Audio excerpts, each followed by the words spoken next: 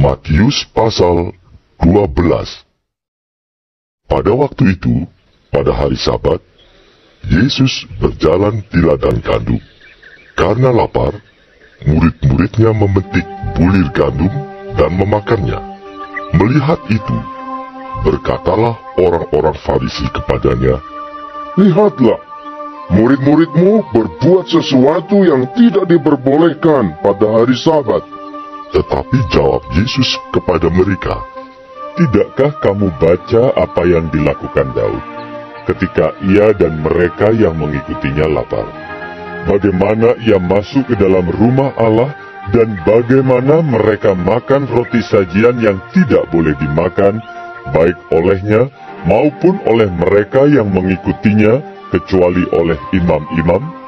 Atau tidakkah kamu baca dalam kitab Taurat bahwa pada hari-hari Sabat, imam-imam melanggar hukum Sabat di dalam bait Allah, namun tidak bersalah?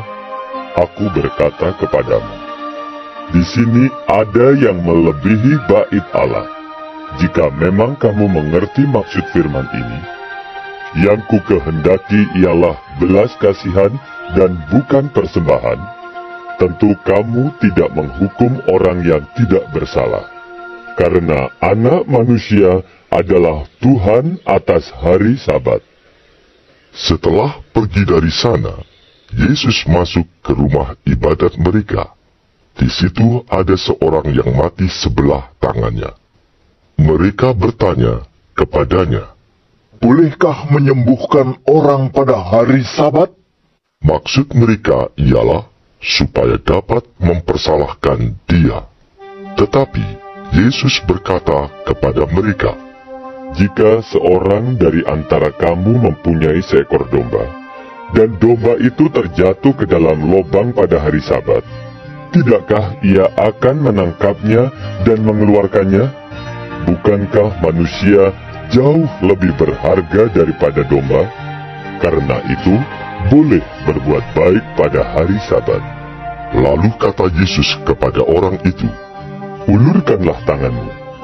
Dan ia mengulurkannya, maka pulihlah tangannya itu, dan menjadi sehat seperti tangannya yang lain. Lalu keluarlah orang-orang Farisi itu, dan bersekongkol untuk membunuh dia. Tetapi Yesus mengetahui maksud mereka, lalu menyingkir dari sana. Banyak orang mengikuti Yesus, dan ia menyembuhkan mereka semuanya.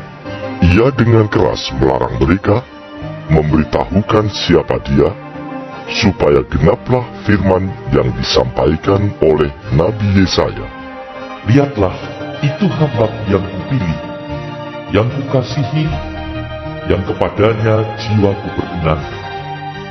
Aku akan menaruh rohku ke atasnya, dan ia akan memaklumkan hukum kepada bangsa-bangsa.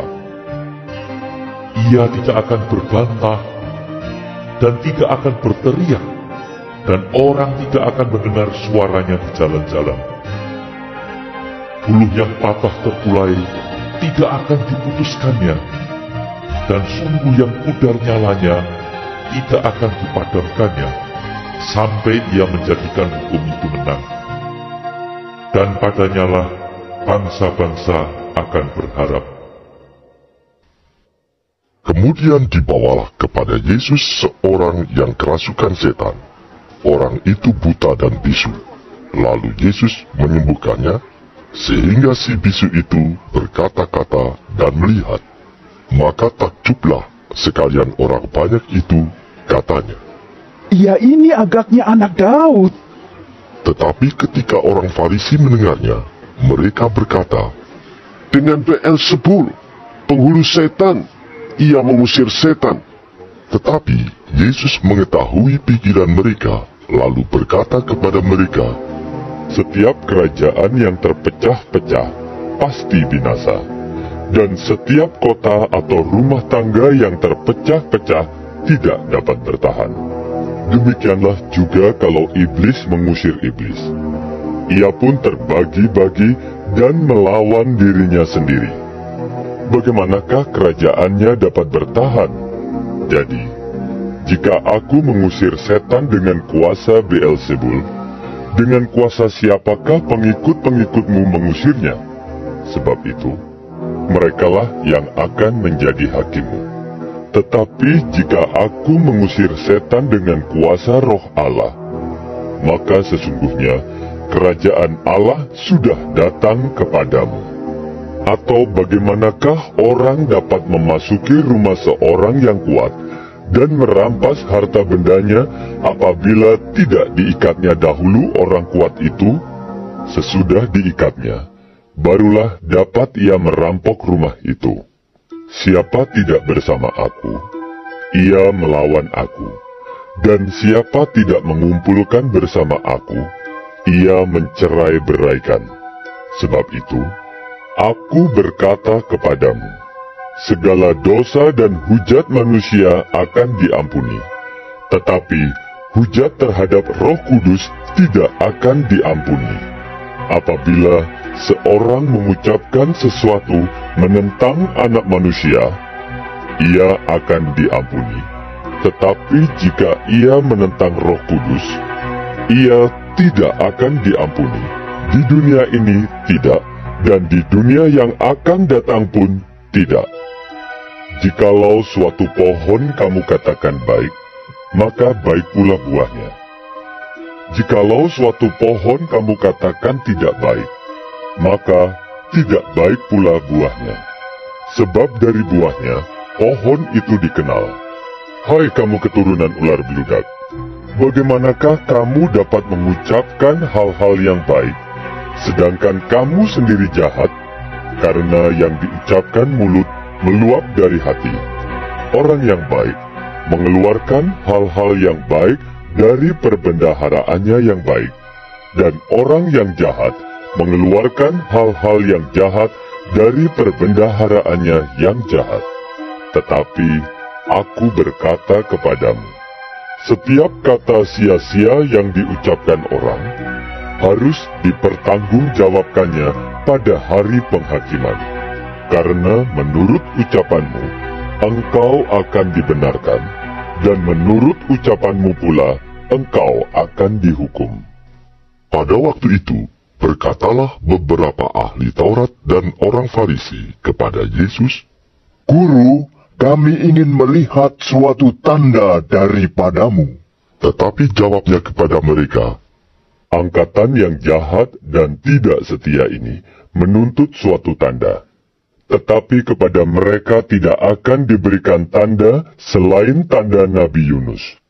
Sebab seperti Yunus tinggal di dalam perut ikan 3 hari 3 malam, demikian juga Anak Manusia akan tinggal di dalam rahim bumi 3 hari 3 malam. Pada waktu penghakiman, orang-orang Niniwe akan bangkit bersama angkatan ini dan menghukumnya juga. Sebab orang-orang Niniwe itu bertobat setelah mendengar pemberitaan Yunus, dan sesungguhnya yang ada di sini lebih daripada Yunus. Pada waktu penghakiman, Ratu dari Selatan itu akan bangkit bersama angkatan ini, dan ia akan menghukumnya juga. Sebab Ratu ini datang dari ujung bumi untuk mendengar hikmat Salomo, dan sesungguhnya yang ada di sini lebih daripada Salomo. Apabila roh jahat keluar dari manusia, ia pun mengembara ke tempat-tempat yang tandus mencari perhentian, tetapi ia tidak mendapatnya. Lalu ia berkata, Aku akan kembali ke rumah yang telah kutinggalkan itu. Maka pergilah ia dan mendapati rumah itu kosong, bersih tersapu dan rapi teratur. Lalu ia keluar dan mengajak 7 roh lain yang lebih jahat daripadanya, dan mereka masuk dan berdiam di situ. Maka akhirnya keadaan orang itu lebih buruk daripada keadaannya semula. Demikian juga akan berlaku atas angkatan yang jahat ini. ketika Yesus masih berbicara dengan orang banyak itu, ibunya dan saudara-saudaranya berdiri di luar dan berusaha menemui dia. Maka seorang berkata kepadanya, Lihatlah, ibumu dan saudara-saudaramu ada di luar dan berusaha menemui engkau." Tetapi jawab Yesus kepada orang yang menyampaikan berita itu kepadanya, "Siapa ibuku? Dan siapa saudara-saudaraku?" Lalu katanya sambil menunjuk ke arah murid-muridnya, "Ini ibuku dan saudara-saudaraku.